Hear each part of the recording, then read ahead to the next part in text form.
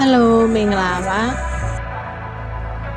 ဆိုင်ချင်းလိုက်ချင်းမိုင်ကိုတချလိတ်ကနေခရီးသွားမဲ့သူတွေအတွက်ဘယ်နေရာတွေလိုက်ပို့ပေးလဲလို့ခဏမေးကြတာမလို့ဗီဒီယိုလေးနဲ့ပုံလေးတွေအကုန်စုပြီးတင်ပေးထားပါတယ်ဒါပေမဲ့ပုံတွေအကုန်မစုံသေးပါဘူးเนาะနေရာတွေအများများတာမလို့ကိုသွားချင်တဲ့နေရာတွေကိုလည်းလေ့လာပြီးတော့မှသွားချင်တဲ့နေရာတွေကိုအချိန်ကန့်သတ်မရှိဘဲနဲ့လိုက်ပို့ပေးပါတယ်ချင်းရိုင်းမြို့တွင်မဲလဲမယ်ဆိုရင်တော့နေချင်းပြန်ခရီးနဲ့လုံလောက်ပါတယ်မဲဆိုင်ချင်းရိုင်းနေချင်းပြန်ခရီးအတွက်လိုက်ပို့ပေးတဲ့နေရာတွေကတော့ရွှေတြိဂံလာအိုထိုင်းမြန်မာသုံးနိုင်ငံနယ်စပ်ရွှေတြိဂံမဲခေါင်မြစ်ကမ်းနေရာကိုလိုက်ပို့ပေးပါတယ်လာအိုဘက်ကိုသွားချင်တဲ့သူဆိုရင်လည်းဆက်လီစီးပြီးတော့မှသွားလို့ရပါတယ်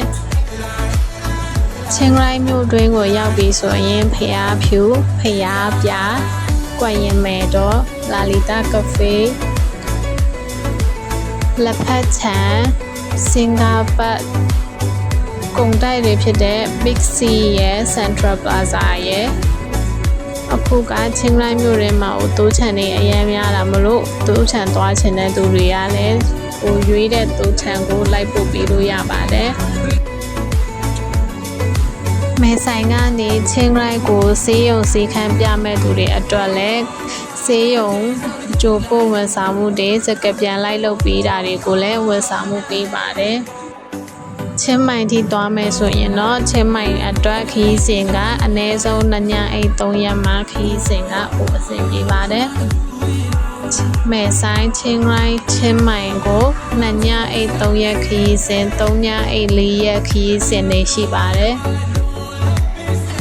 တချလိတ်ကနေမဲဆိုင်ချင်းရိုင်းချင်းမိုင်ကိုအလုပ်အတွက်ပဲသွားမှာဖြစ်အလဲခီးစဉ်အတွက်ပဲဖြစ်ကျောင်းကိစ္စအတွက်ပဲဖြစ်ကားအငှားဝန်ဆောင်မှုများကိုဆက်သွယ်စုံစမ်းနိုင်ပါတယ်လူကိုယ်တိုင်လာပြီးဆက်သွယ်စုံစမ်းချင်တဲ့သူတွေအတွက်တော့တချလိတ်မဲဆိုင်ချီအမှတ်1တရားအနီးမဲဆိုင်ပတ်ချမ်းက7-Eleven မုံဆိုင်ရှိတဲ့ကတိုက်မှန်အမဲရောင်နဲ့ဆိုင်ကလေးဖြစ်ပါတယ်